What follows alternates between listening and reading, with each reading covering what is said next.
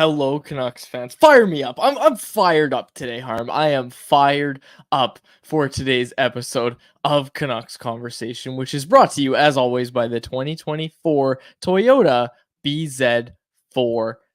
The BZ4X is Toyota's brand new all-electric SUV that's designed to go the distance for you and your family. The BZ4X is packed with Toyota's coolest tech, but it still has that trusty SUV feel you know and love. And even though it's electric, it's capable of effortlessly conquering any terrain, whether it's rain, snow, mud, or your friends' questionable post-game recaps. The BZ4X will get you through it all. Harm, the title of today's episode, previewing Game 6, ...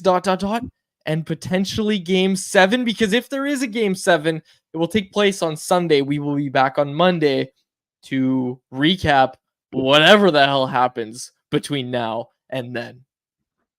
Yeah, I'm excited to see how things unfold. Obviously, Nashville is going to come out with that same level of desperation that they did sort of in the latter stages of the game. They're going to have some confidence playing in front of their hometown crowd, but the Canucks should also not feel intimidated going into Bridgestone Arena because they won both games in Nashville. So that's something for the Canucks to sort of keep in mind as well. I'm sure they won't feel too nervous, right? Because keep in mind, before the series started, if we would have had this talking point of the Canucks go up 3-1 in a series, they lose Game 5, now they got to try and win a Game 6 on the road, there would have been a lot of discussion around this core's inexperience in the playoffs. Is this going to be an intimidating challenge for them? But I don't get that vibe. I don't get that feeling because, again, they've maintained an even-keeled composure throughout the playoffs, at least from what I've observed. And that gives me confidence that whether it's Game 6 or Game 7, I think they'll get it done. I like it. That's what you said yesterday. You're standing by it. You're sticking to your guns. I like it. Hey, we're only previewing Game 6 today. We're not even going to talk about a Game 7 because we're hoping the Canucks get it done. We get a nice little weekend. Monday, we're hoping to have Bagged Milk back on the show. Not going to say why, but we're hoping to have Bagged Milk on the show on Monday. So we'll see. If you don't know Bagged Milk, go listen to some previous episodes because he's a character and he's fun to have on the show. Harm, most of the things I want to talk about are going to come in the Anyone Else segment, but this is a pregame edition of Canucks Conversation, so we're going to preview tonight's game. This segment is brought to you by our friends over at Wendy's. It takes hard work and determination to bring home the cup. Luckily, all you need to do to bring home Wendy's rewards is eat. Just download the Wendy's app, place your favorite order, and you'll be well on the road to victory. And by victory, we obviously mean free food. And hey, while you're racking up rewards points and eating your way through the menu, you'll also find plenty of deals along the way to keep morale high. So what are you waiting for? Download the Wendy's app today and start earning on every order. Okay, Harm. Looks like Archer Shilovs is getting the crease tonight. I'm going to be honest with you. I had a little bit of an inkling here that it was going to be Casey DeSmith. Archer Shilovs played very, very well, but I didn't know if he had done enough to really take that crease, because let's not forget, I think people might be forgetting a little bit just how good Casey DeSmith was in Game 3. He was phenomenal in that game in Nashville that the Canucks ended up winning. I thought we'd see Casey DeSmith tonight, but you're not going to get any problems or huge disagreement or, oh, that's a bad decision. You're not going to get any of that from me when it comes to putting Archer Shilovs in the Vancouver goal crease tonight. Yeah, no issues at all with that. Shilovs has been solid the last 2 games. And yeah, DeSmith was unbelievable. And I think it was Game 3, but Game 2, he was only so-so, right? So even with DeSmith, he said one start where he was excellent and one start where he was only okay, right? So I think if we were to compare DeSmith and Shilovs' form through their starts in the series so far, they've played at a really similar level. And considering Shilovs has built some game-to-game momentum now, and he's probably in more of a rhythm, you don't have to worry about DeSmith potentially coming in cold. And what did missing some time with injury, what impact could that have for him suddenly dropping into a game where you're trying to close out a series? I like the call to go with Shilovs. I think he's stayed calm. His rebound control has been solid. The only thing that I think watching him through the end of this season and the playoffs, the only question mark or potential weakness, and maybe it's not really a weakness, and I'm curious to get your take on it, is it seems like sometimes he loses track of the puck. from long distance shots when there's traffic in front. Look, those are difficult situations for a goalie to track the puck. But for Shilov specifically, it seems like I can think of a couple examples from the regular season, and of course the Carrier goal, for example, too. So just like a seeing eye shot through traffic. That's the only potential chink in the armor that I see with Shilov's. Here's my take on that. I'm glad you brought it up, because here's my take on that is that we know the NHL game moves at a different speed than the AHL game, and Shilov has spent most of the season in the AHL.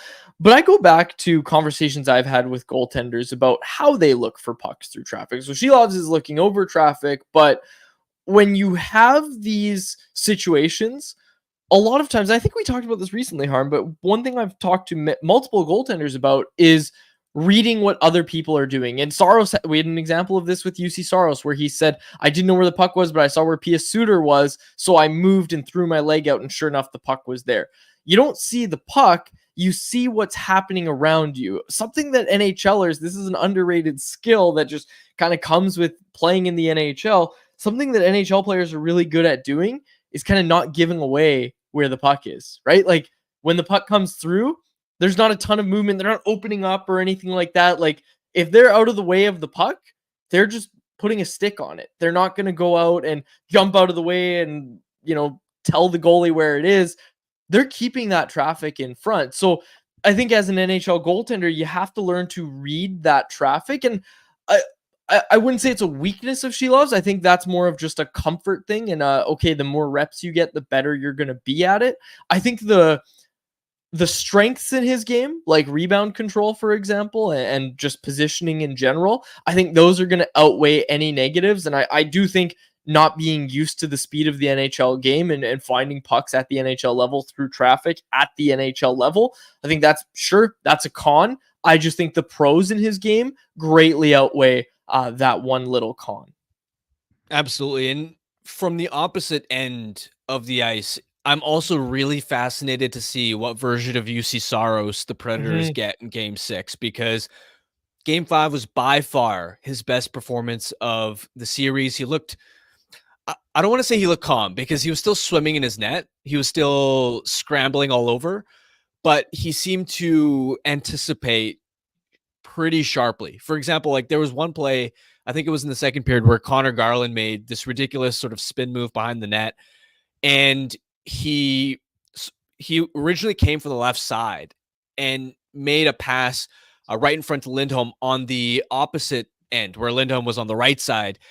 Lindholm got a one-timer off from a sharp angle, and Saros reacted very, very quickly. And that's where his feet, what I've noticed, are exceptionally quick, moving from one side of the crease to the other, of course, compensating for his size disadvantage. But of course, through the first 4 games of the series, he wasn't close to being himself, and he was pretty good for maybe one goal a game, where he'd probably want that type of goal back, even in Game 5, right? He played really well, but the Zadorov goal he would have wanted back. And Yes. he sort of gave when we spoke to him after the game, explained that he was cheating too much for the pass, and Zadorov then caught him on that blocker side. So I'm really curious to see what version of Saros shows up, because he has the potential to be elite and steal a game. But for most of the series outside of Game 5, he's looked pretty human. Oh, absolutely. Absolutely. And hey, I said at the start of the series, UC Saros is going to steal one of these games.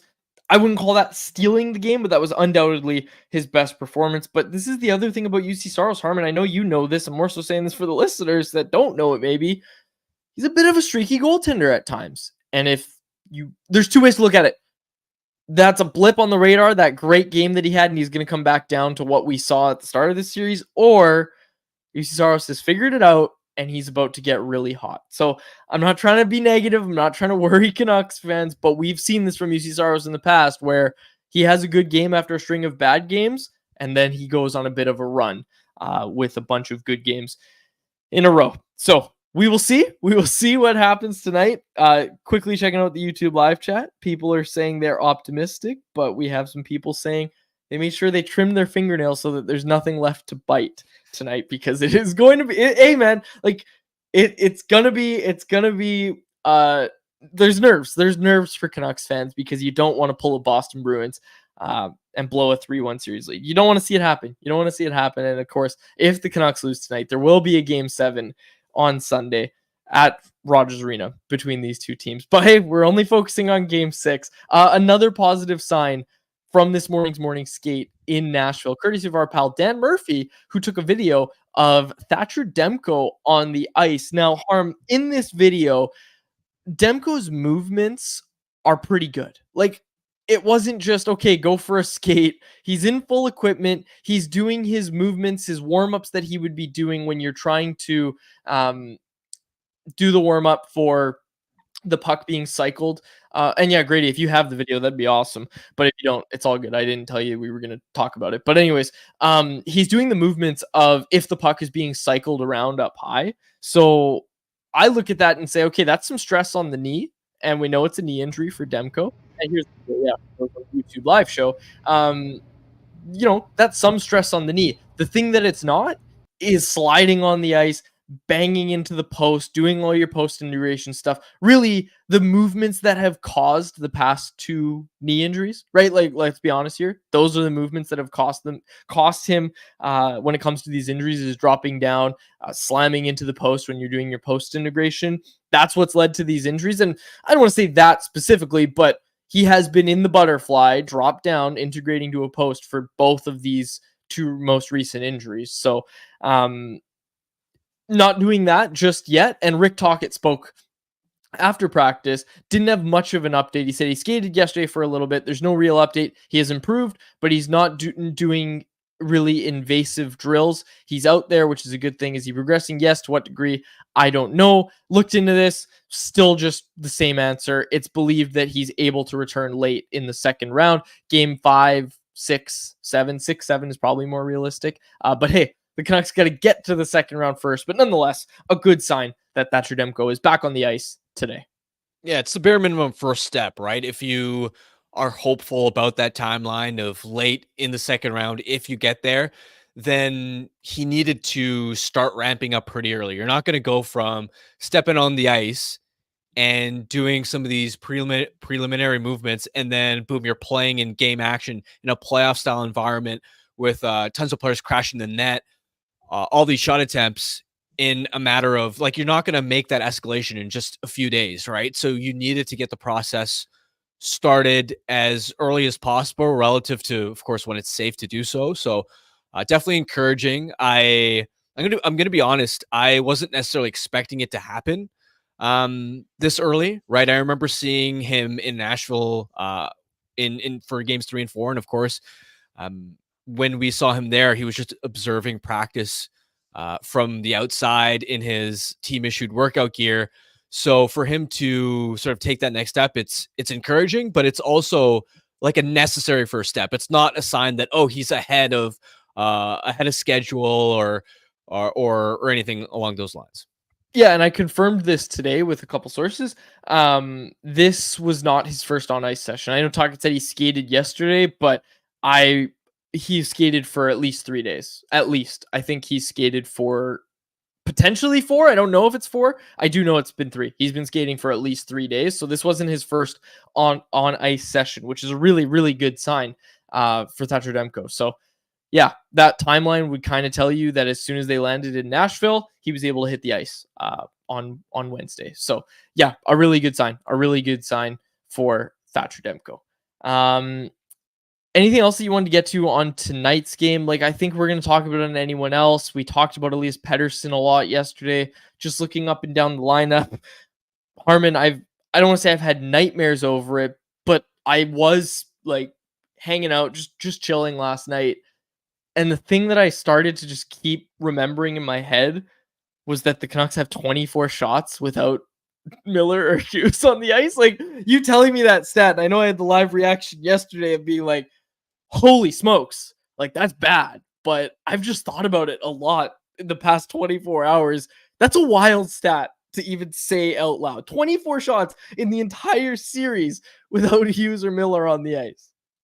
Exactly. And that's why one of the biggest keys that I'm looking for is ultimately for the Canucks to get enough offense, they're either going to need production from the Pettersson line, the Lindholm line, not holding my breath on the fourth line, but hey, stranger things have happened. Or if you're not getting production from those lines, then you need the power play to come through, right? It has to be one of the two. If you don't get secondary offense at 5-on-5 and you don't get the power play going, I'm sorry, but you're probably losing game 6. And it should be a reasonable expectation at this point in the series to say, especially considering Nashville's middle six isn't daunting, to think that, okay, the Pettersson line should step up at this point, or the Lindholm, Garland, Joshua line should start to create some more offense. Or if both those lines go cold, then at least your man advantage can hopefully come through. And yet, I don't know how much confidence we have in those areas. We'll see. That's probably the biggest wild card that I'm looking for heading into Game 6 from a Canucks perspective. Okay, lots of interaction in the YouTube live chat. Most of the things I want to talk about are coming in the anyone else segment. So I know it's early. But today, shorter show today. I've got a lot on my mind that I want to get to. But before that, time for our Light the Lamp contest, brought to you by our friends over at 4 Winds Brewing. Harm, per my script, the last time the Canucks played on a Friday, oh, maybe I was wrong. No. Yeah, the last time we did the 4 Winds Light the Lamp contest on a Friday was when they played Columbus on Saturday morning. That was the last time we did a Light the Lamp contest on a Friday. That feels like forever ago, man. I know, right? Like, I can't even remember that. Anyways, time now for our Light the Lamp contest.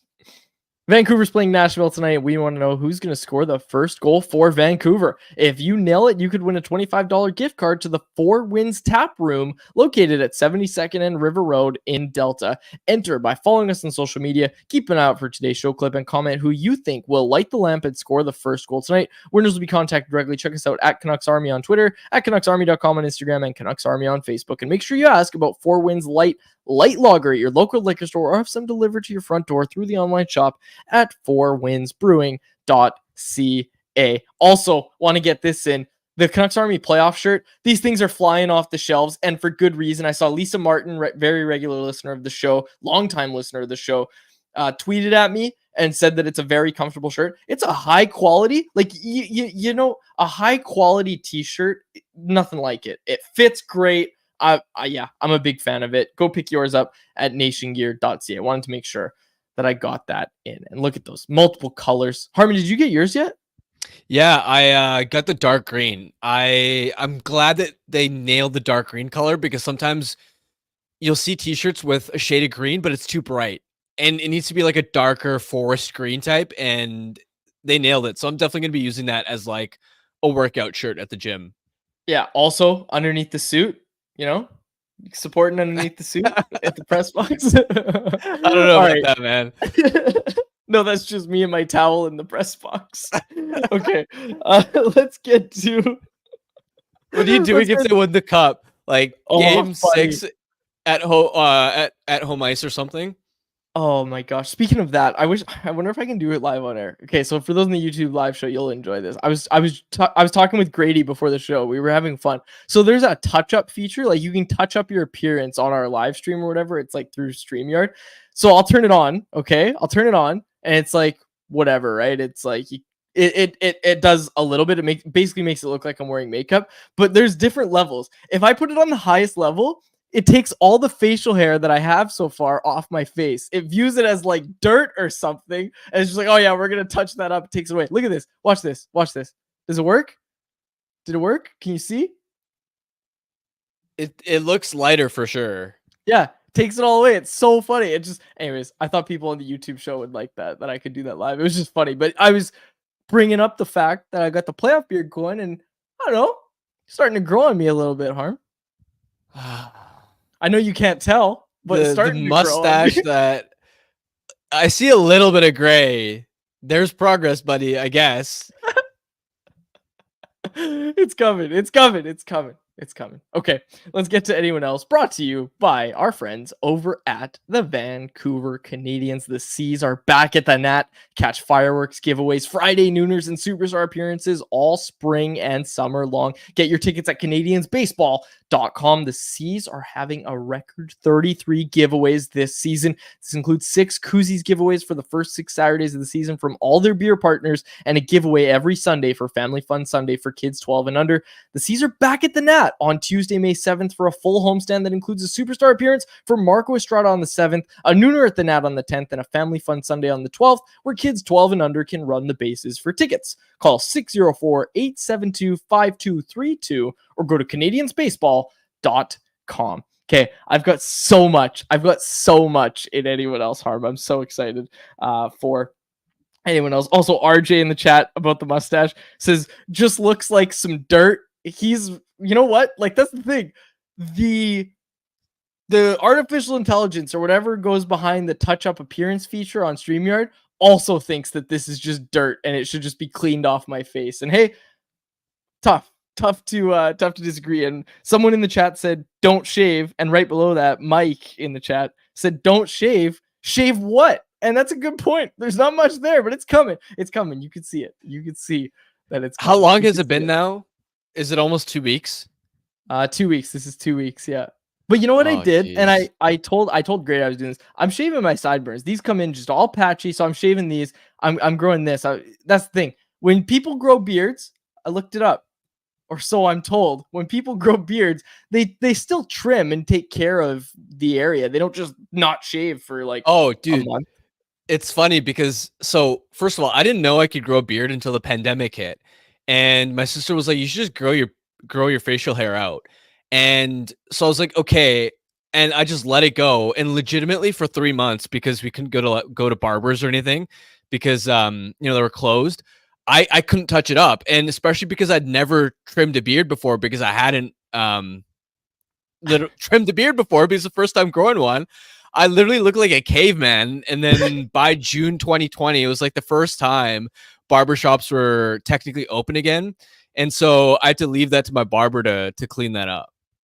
Okay, so that's the thing. You had that 3-month period where nobody could see you. I'm coming out here every day, day after day, on camera. Like, come on, man. You had the 3-month period. That's the thing. I envy you because my brother had the exact same thing. My brother's facial hair looked awful, and now it looks good, but it took him that like 4-month period of not seeing anybody. I don't have that. Although in the off season we do less shows, so maybe I'll keep it going for the off season. I'll give it some more time. But by the 2-week mark, I actually had like a kind of like a goatee.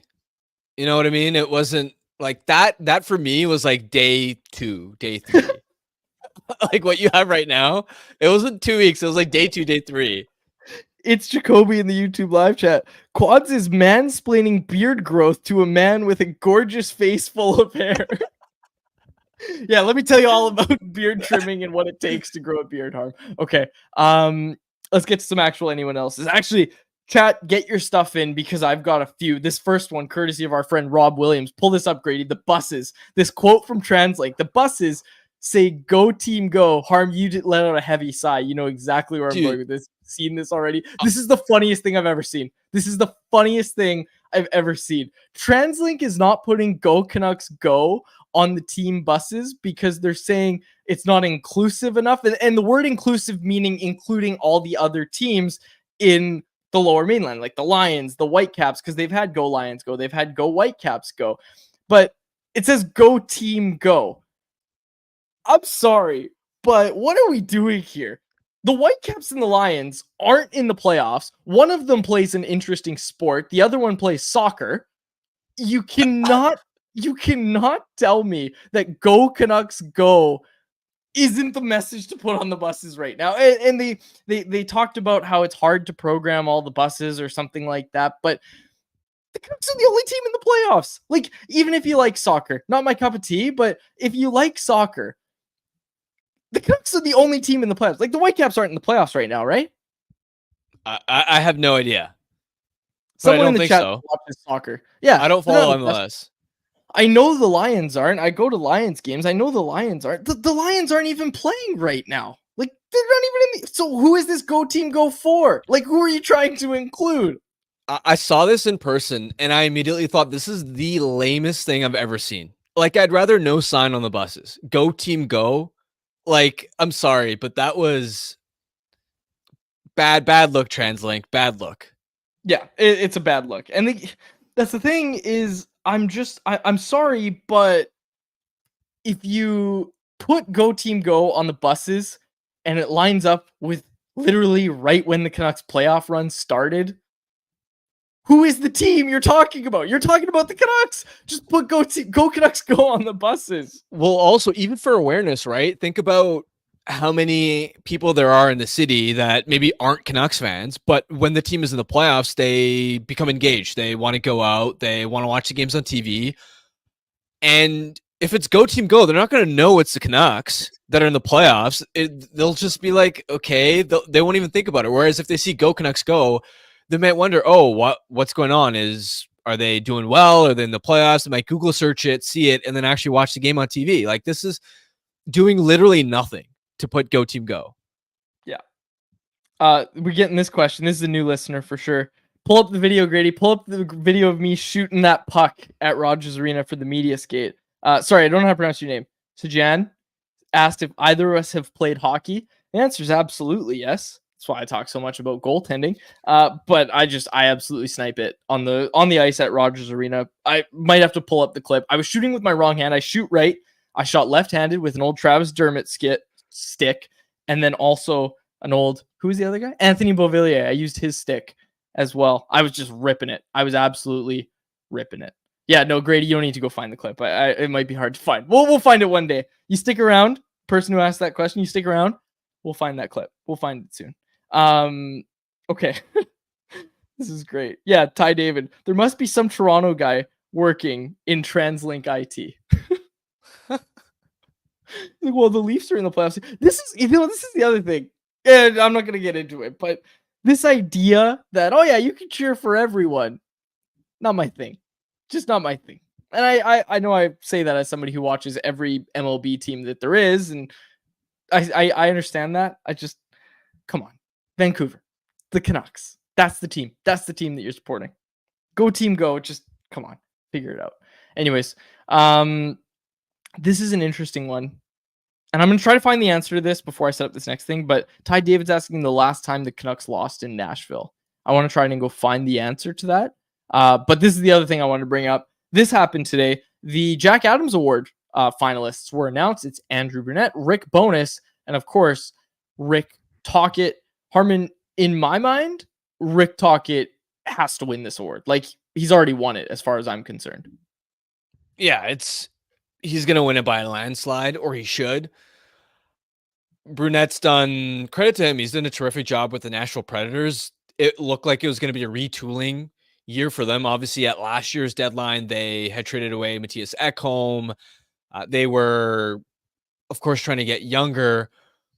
Credit to him, but he hasn't authored the type of turnaround that Tocchet has defensively. Like, legitimately, the Canucks have gone from being one of the worst defensive teams in the NHL to one of the best defensive teams in the NHL in one season without massive personnel changes. They've had some changes on the back end with their bottom six, bringing in guys like Bluger, Suter, etc. That's made an impact, but you haven't revolutionized this roster. So to have that type of turnaround in one season is like, I would have looked at that as impossible before the season started. So massive credit to him. And then Rick Bowness, it's kind of funny. Yeah, the Jets wildly exceeded expectations in the regular season, but it's funny to see him nominated for the Jack Adams after he just got massively outcoached in round one.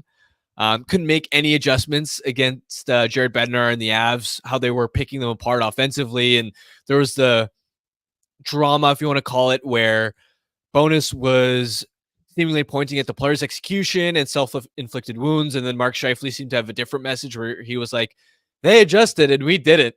And Bowness, if I had to guess, whether it's, I think he might have an option on his contract next year, but I think a lot of the Jets fan base has soured on him and wouldn't mind if he's not back next year. And I know the voting happens before the playoffs and everything, so it's it's not a dumb pick, but it is kind of funny given how the last couple of weeks went for the Winnipeg Jets. Yeah, ultimately, I think the reason that, aside from turning around one of the league's worst teams for Rick Tocchet, so much consistency from the Canucks. Like the Predators and Jets had a lot of stretches this year where they just weren't that good, and the Canucks were very, very consistent. Obviously, they had their rough patches as well, but you can point to a whole bunch of other stuff that happened as well. So I think Rick Tocchet is kind of a shoo-in to win that award. And it's funny you brought up that the voting happens before, because I was also looking at the GM of the year odds-on favorite, Patrick Allvin, but that is not voted on until after the second round of the playoffs. I didn't know that. So curious to see how that all gets impacted. Yeah, he's the favorite for sure, turning the team around, but I don't know, not to put it out there, but first round exit, Petey still doesn't have a winger. Does that affect Patrick Allvin's GM of the year odds? I'd say maybe. Yeah, I'm not sure. It probably would.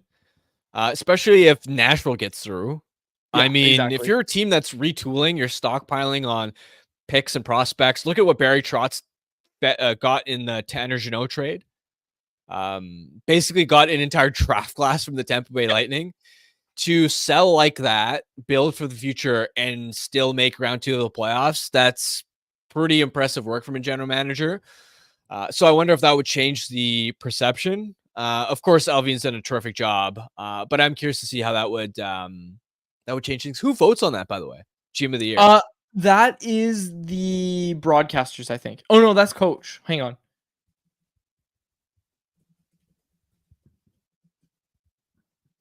It's called the Jim Gregory Award, right? Yeah. Yeah, The Jim NHL Benning executives. 5, a panel. Okay. Votes are conducted among the 31 team general managers and a panel of 5 NHL executives and 5 media members. Okay. Interesting. So the That's cool. general managers are voting on it.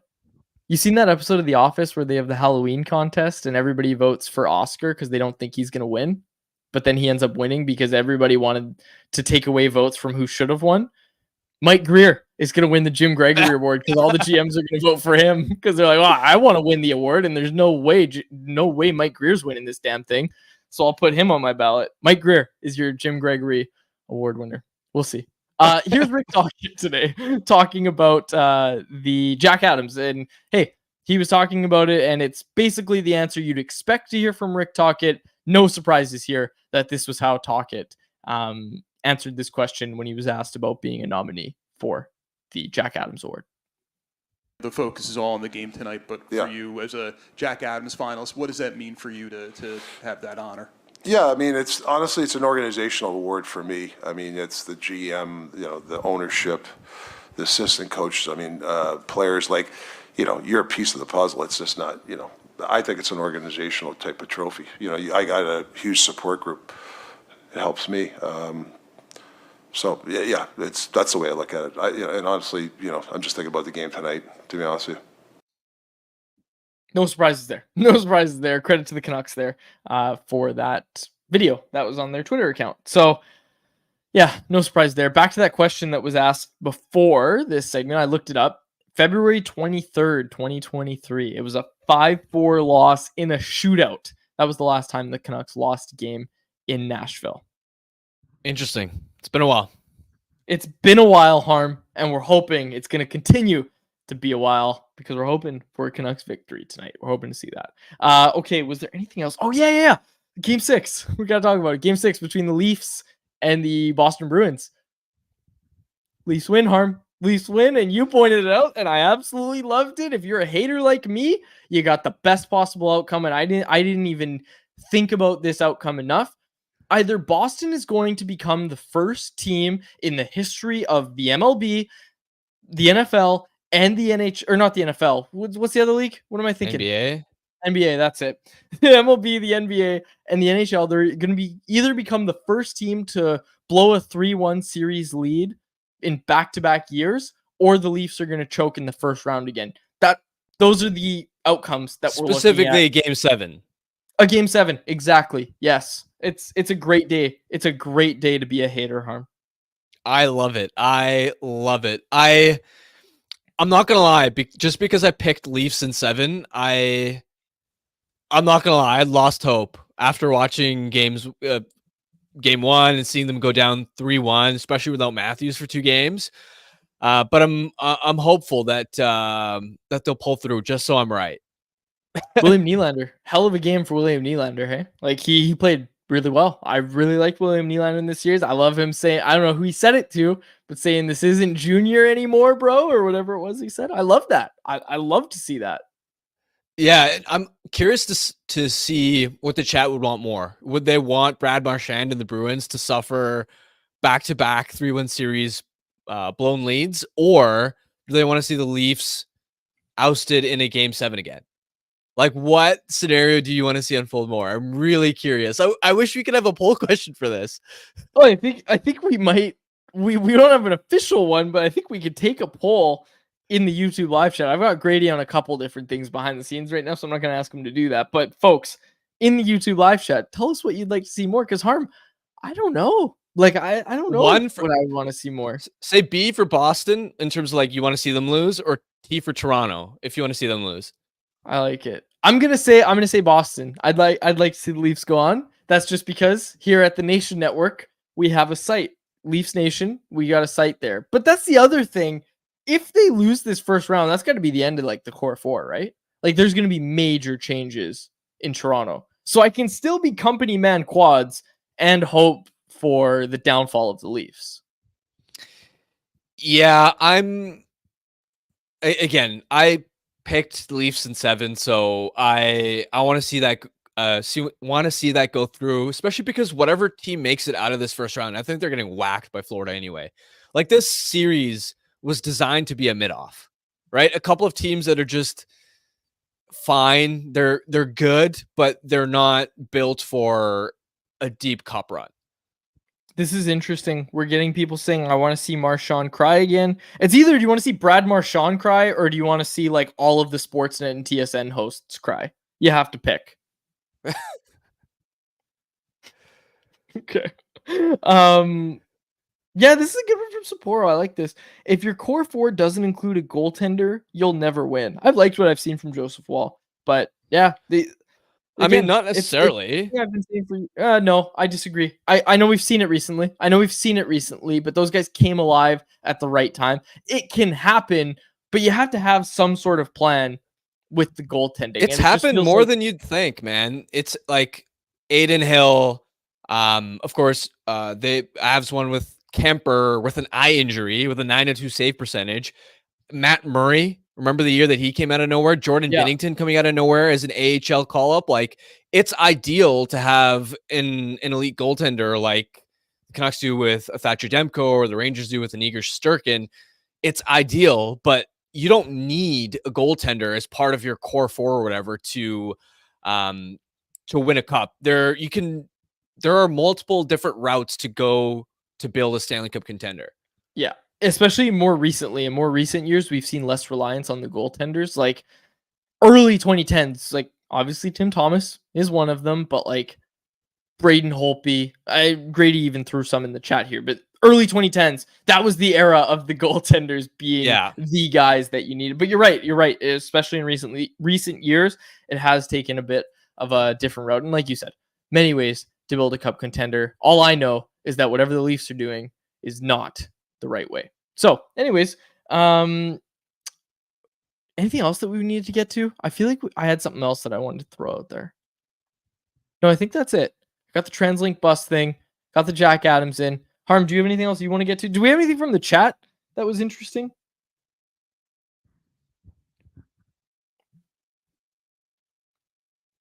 People asking how we like our steaks. I like my medium rare. I rarely eat steak. Like I've probably had a steak like a couple times in my life. What? Really? Yeah. Why? So literally I heard people, I think I got a medium rare just because everybody else was saying medium rare. Yeah, that's fine. That's correct. But why? Why steak only like twice? What's going on? I'm just a huge chicken fan. Like, Really? massive chicken fan. Massive Any type of chicken chicken. fan. Big chicken guy, Harmon Dial. Dude, chicken sandwiches, that's my brand, dude. Have you ever had like a nice steak sandwich though? No. Oh, yeah, man. All I'm Steak's saying is I think you're missing good, out. but I don't know. The couple times that I've gone to a steakhouse or whatever, it's been good. It's tasted nice, but I've always thought a fancy chicken meal would top this. Really? Personally, for me, yeah. Interesting. That's very interesting because, and I talked about this before. Also, before I get to what I was about to say about Steakhouse, Faber and I played NHL again last night. Someone tweeted at us saying that we dusted. Well, they didn't use that word, but they said good game after Faber and I dusted them. But shout out to that person who tweeted at us after we beat them in NHL. People, if you see Faber and I beating you in NHL, let us know. Tweet it. You'll get a shout out on the show for us dusting you in NHL. But yeah, we're just mowing people down in NHL. But what I was going to say is that Faber and I recently went to Elisa Steakhouse, and Al Murdoch, the Canucks PA announcer, told us that the chicken was really good. He's like, the chicken's really good. Chicken's really good. So we ordered the chicken. It was great. It was good.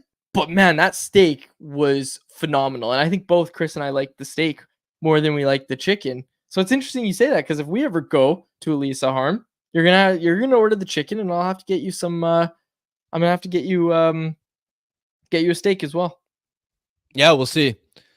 Also, Grady's pointing up whether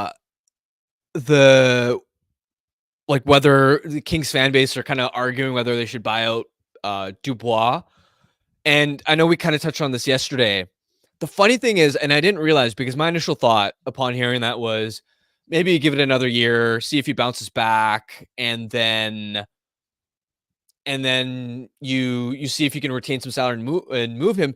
What I didn't realize is that he has a no move clause that kicks in July 1st. And knowing the prima donna that Dubois is, that means you basically have such a tight window to figure out either like a deal for him or a buyout. And because of his age, he is subject to the 1/3 rule, where he's only owed 1/3 of the salary remaining on his contract. So it's a more favorable buyout than it typically would be for a player that's, let's say, age 27 or older. So actually, a buyout doesn't sound like the worst idea. Do it. Why would you run the risk with this player? Why would you? This, to me, Harm, this disappointing performance we've seen from him is him trying his absolute hardest. Like, I would not take a risk with this player at any point. I think he's an absolute fraud. I've said it so many times. I don't want to keep hammering on it, but if I had to pick a least favorite player to watch and like give any sort of attention to, even though I talk about him a lot in the league, it's him. I think he's the most overrated player I've seen probably in my life watching hockey. Yeah, I'm looking at the buyout math right now. You'd be on the hook for a dead cap charge until 2038. So we'd be close to our 40s by the time his contract or his buyout would actually come off the books. But in the beginning, yeah, like you'd save nearly $7 million in years 1 and 2. The highest his cap hit would get to in some of these middle years, close to 2030, would be 3.8 million per year. So it still sucks. Like, I'm not going to lie. The buyout still isn't great because there's so much term left and it's such a big money contract. But I don't know, man. I don't know. This is going to be a tough one. I'm trying to figure out who the most overrated player in the league is. Like, in my mind, it's Pierre-Luc Dubois, number one. And then I've always said Trevor Zegras as well is a close second. When there was that talk of the Canucks trading, or it wasn't really the Canucks trading, it was that the Ducks were open to moving Zegras. Canucks fans being like, we should get Trevor Zegras. And I crapped all over that because that is, again, that's the close second for me. And I Googled it. The Athletic actually, Harm, the poll of 101 anonymous NHL players voted Trevor Zegras as the most overrated player in the league. I'm trying to see if Pierre-Luc Dubois was a close second, but as far as I can tell, he was not. So maybe, I mean, Trevor Zegras, again, 3 months ago voted the most overrated. I think with Zegras, the pendulum has gone too far in the other direction. I'd actually argue he's a little underrated now because everybody seems to hate on him and say, oh, he's all style, no substance. Like, I watched a lot of the Ducks play this year, and his two-way game has improved a lot. A lot. He's playing responsible hockey. I never saw him like cheating for offense. His two-way metrics improved quite a bit this year. I know he's hampered by injuries. I know offensively it was a really challenging season for him, but that's the whole point is like he's at a low point right now. A lot of people are down on him. I think he is 100% going to bounce back, and sure, that narrative is going to follow him for a long time around, oh, he's such a flashy highlight reel player, but does he actually help you win? I don't know, man. Watching him play closely, I still think he's a really, really damn good player, and I think he's still scratching the surface of his potential. Interesting. I would try to make a trade with you. This is interesting. I'm looking at the poll because the Athletic put out the actual poll results. I like this. So Trevor Zegras got 13% of the vote. Darnell Nurse got 8. Matthew Tkachuk got 7. Jason Robertson got 7. Jonathan Huberdeau got 6. Ovechkin got 5. Ryan Nugent-Hopkins got 4. And so did Pierre-Luc Dubois. They have the same level. Nugent-Hopkins, Dubois, and Patrick Laine and Erik Karlsson all tying with 3.96% of the vote. So, hey, he's on the radar. Like, people know he's overrated. The word's getting out there, Harm. Word's getting out that he's overrated. Yeah, man. I'm really interested to see what the Kings do this offseason outside of just Dubois. They've got a lot of pending UFAs too. They got to decide, are they going to not rebuild, but are they going to take a year or two to reset before building for actually being a team that can win a Stanley Cup? Because right now they're in that mushy middle where they're going to make the playoffs every year, but they're not good enough to actually do anything once they're there. And dude, with the buyout kind of urgency that you have to have, they better figure it out quick. They better figure out if they're going to keep Rob Blake in as GM. Right? Oh, like, yeah. They got to figure this out soon. Like, this isn't like kick it down the road, see how the playoffs go for everybody else. We'll figure it out. Like, they need to come together and figure this out soon. So it's going to be interesting to see where this goes. Okay. Any final thoughts that you wanted to get to before we close out our Friday episode with our Bet365 bet of the day? Nope. Okay, perfect. Then let's get to it. Let's get to our Bet365 bet of the day, brought to you by, you guessed it, Bet365, a proud partner of Canucks Conversation. Open an account with Bet365 today and bet on a huge range of markets. Whatever the sport, whatever the moment, it's never ordinary at Bet365. Be sure to use code VANBONUS when you sign up for an account. Okay, today we're keeping it simple. Canucks plus 105 on the money line. Underdogs, Harm, on the money line. Vancouver Canucks to take the win tonight. I like it. I'm hammering it. Plus 105 over at Bet365. Must be 90 plus play. If you choose to play, please play responsibly. All right. We'll close it out there. 70 minutes away from puck drop, folks. We hope you enjoy the game, and we'll be back on Monday to break it all down for you. For my co-host, Harmon Dial, and our technical producer, Grady Sass, my name is David Quadrelli. Thank you so much for listening to an episode of Team Conversation. Canucks Conversation with Harmon and Quads, brought to you by the Toyota BZ4X. The BZ4X's fresh look is just an added bonus to its range, since you can drive up to 406 kilometers on a single charge. That's enough to get you from Kitsilano to Whistler or Kamloops to Kelowna and back, and still be home in time for the game. Now that's what we'd call electric. The best part, by choosing electric, you can get up to $11,000 in rebates and incentives. The BZ4X are in stock and selling quickly, so make sure to visit shoptoyota.ca or your local Pacific Toyota dealer to get your hands on one. Canucks Conversation is live Monday through Friday, every weekday at 2 p.m. over on the Canucks Army YouTube channel. Make sure you like, subscribe, and interact in the YouTube live chat every day with us, folks.